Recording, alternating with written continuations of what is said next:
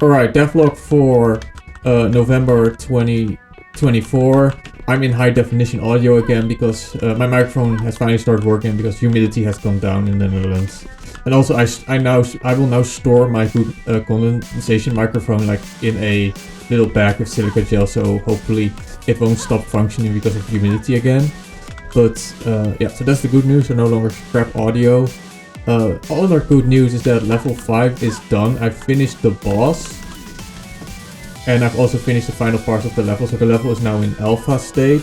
And I can play through it. It's not completely done, but I can play completely through it. So I can now start working on level 6, which I'm already gray boxing out.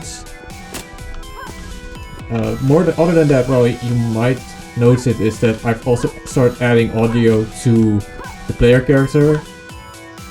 Because I now have my new audio system where I can dynamically just register audio based on a string ID and then call that string ID later, so I can very easily add additional sound effects to characters. I started adding a whole lot of effects, so there's now the jump call out. I've also completely changed how audio priority worked, because previously what happened was audio with a high priority, like pain sounds, would completely block other audio for a very long time. And now everything kind of has its own cooldown. Higher priority sounds will still override lower priority sounds, but lower priority sounds won't create a very long cooldown. So that's a lot better. So some sounds you're hearing is of course the jump sound, which is very Quake-like. Like in Quake you also have that like sound every time when you jump. Also like simple attacks, like melee attacks now make an effort sound. So I have like 3 types of effort sounds. So like the small effort for small melee weapons. I also have the heavy effort sound for like heavy weapons.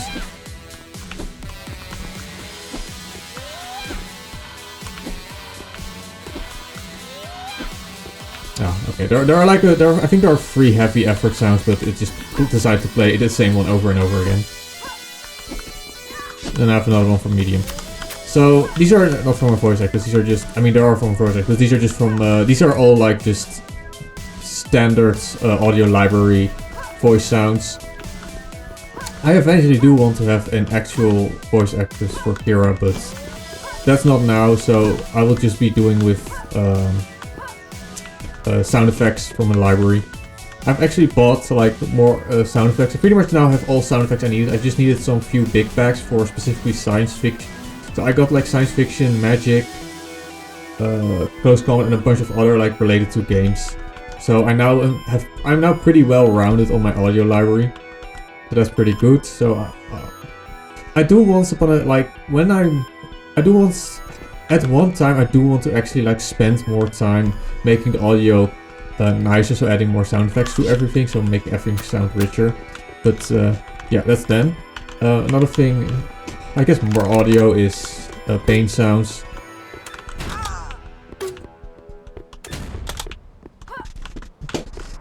And then I also have unique sound effects for when you're put on fire. I also want those sound effects to play for enemies, so I have to also select new audio sounds from the library for every enemy, so you can basically tell if an enemy is on fire. Right now the on fire effect is only for the player.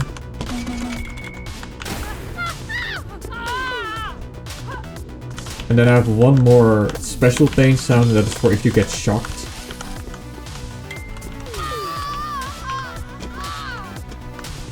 It's also kind of nice because it's that sometimes it's not very clear when you get a status effect, like being shocked or being on fire. And having that audio effect will very quickly also auditorily tell you like, hey, you're on fire, hey, you are being shocked. Especially shocked, it's good to know because shock lowers. Oh, that's screw too. Shock lowers your movement, so it's kind of nice to know when that happens. So yeah, that's that.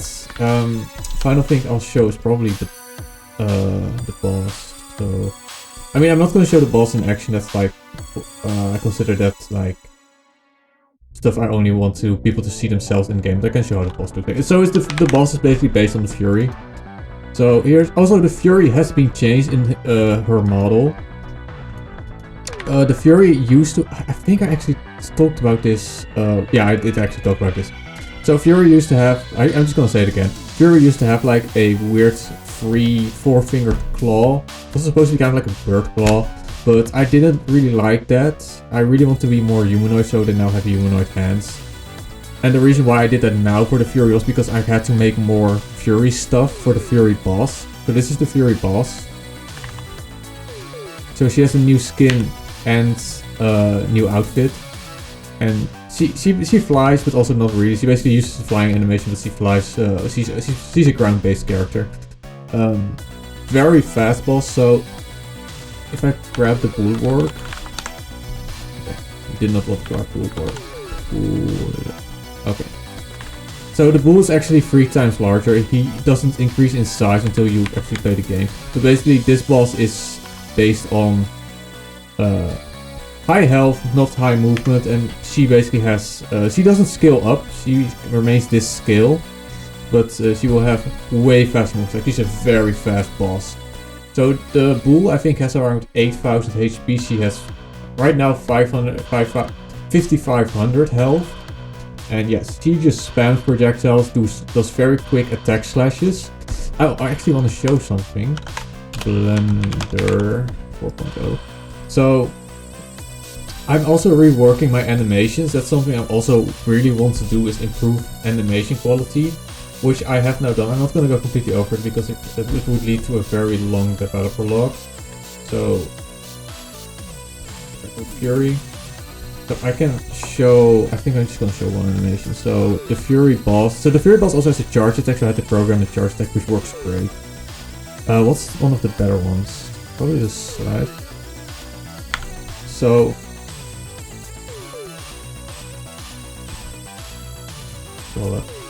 yeah, so I now actually use physics simulation to slightly improve the animation quality. This is not in the right frame rate. That's 50, 60, 30. So what you see now is that there is some slight physics animation. So this is the non-physics animated. So this is basically the raw animation. And then I apply some small physics using a plugin to add some more additional physics to the animation. So you can see that it is just a slightly bit, not slightly bit, it's actually significantly more fluid than the non-physics simulated one. That's not really interesting. So yeah, right now these improved animations are really only there for, that's a Fury spawn animation. So right now these improved animations are really only for the Fury boss. I'm going to improve all... I mean, the human animations are already pretty decent, but I'm definitely also going to improve... I'm going to do this physics animation workflow for all my old enemies as well eventually. But yeah, there is that. And then I think the final thing I want to show is animations, because I need to keep these short because people just are not interested in long developer logs. So if I go to human...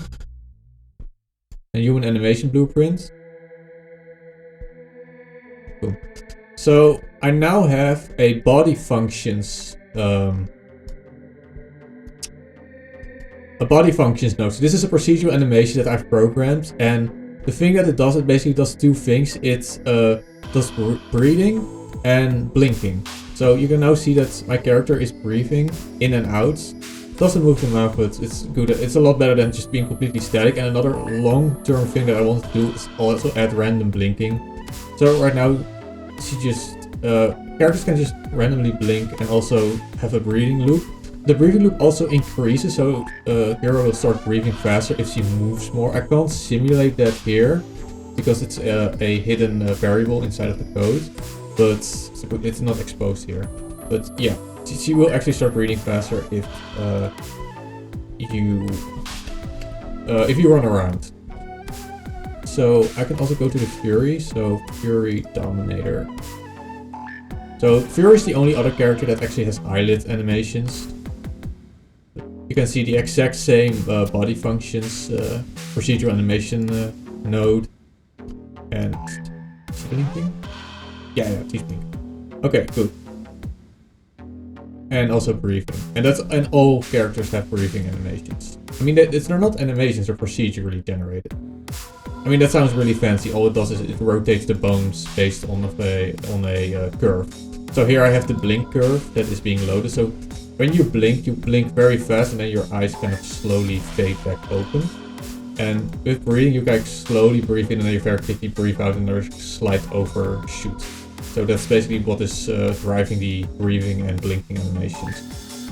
So if I go to Resorium, so Resorium only has breathing animations. You can see. So again, just like the other one, breathing animations procedurally, but no blinking because he doesn't have eyelid bones. So he's just gonna keep staring at me. Okay. It's fine. The most important thing was that Hero blink. So if you were to look in the mirror, you can see actually Hero blink, and he doesn't just have a blank stare. It's a lot. It's good. That is very uncanny, but it's a lot less uncanny when it's a creature. So. And that's really it. Only thing I have to talk about is, yeah, so limited availability this month because, again, motorcycle stuff. Tomorrow I have my motorcycle exam. I think I can pass. I can definitely pass in one go. I had today my final lesson and it went really well. It's just that you can always get screwed over at your exam, and that's basically what I'm nervous of. Maybe I get into a specific traffic situation that just sucks so much, and I just make a slight error, and like all you need is a slight error where you just get too close to another car. Actually, no. The biggest no-no is if you make another car brake. Like if someone else has to brake for you, it's game over. Even if that wasn't necessarily like dangerous, it's basically game over if someone had to brake for you. So yeah, it's super strict. I also am a bit frustrated that I have to do another freaking road exam. Like I've already done my car driver exam, so I think it's complete BS that I still have to now also have to do one for the motorbike. I understand that a motorbike is different. Here's the thing, like you're only really a threat to yourself. So it's like, if I'm only a threat to myself, why do I need to do a driving exam? But I mean, again, I live in European driving exams are just brutal. Especially where I live, like busy city. That's also a thing, like all of the driving exam videos I'm looking at online are all in like rural areas where there's no traffic. It's like, yeah, of course you're gonna fucking pass your driver's exam in a rural area where the only thing you get is the occasional car and maybe a truck. Yeah, then it's very easy, but when the entire road is clogged, I mean, good luck trying to figure out how to do things. I mean, okay. So the issue is basically you're not allowed to drive behind cars on the motorcycle exam. You are expected to pass cars, but sometimes you can't really pass cars. And then it's kind of like a weighing scenario of like, is it safer for me to pass the car or is it safer for me to stay behind the car? But if you always stay behind cars, you fail the driving test. You have to show that you are able to pass. This is different from the car driver exam. In the car exam, you can just, unless it's a truck, you can pretty much just stay behind another car just fine and not overtake. But on the motorbike, you're expected to overtake cars. That's a very difficult balance to keep. Like, you need to drive fast, but also do it safely. It's frustrating as hell. But yeah, I hope that I just pass in one go tomorrow, and then it's over. And then I never have to do an exam. I mean, I'll probably have to do an exam somewhere again. I just despise exams. I can't stand exams. I was pretty much had a nervous breakdown when I did my road. So there are two exams for motorcycles. There's the what is it? The vehicle proficiency test where you basically drive on the parking lot doing tests. And there is the road participation exam, and I'll have the road participation exam. Yeah, but yeah, that's that. If that's done, then that will open up a lot of mental loads to work on the game again. Also work on other stuff, like I also need to restart my music. I uploaded my 3 albums, and now I need to start working on new music, but I've been keeping that on the back burner because of the whole motorcycle thing. And yeah, that's pretty much the update on game and everything else. So hopefully December, again, hopefully I pass and December is going to be productive. I mean, December is going to be productive month because I'm going to have the vacation. The 2-week vacation in the winter that I'm going to be able to make a lot of miles in the game. And I really hope I can get at least level 6 halfway done during that vacation. And that's really it, because otherwise rendering this is going to take forever. So, goodbye.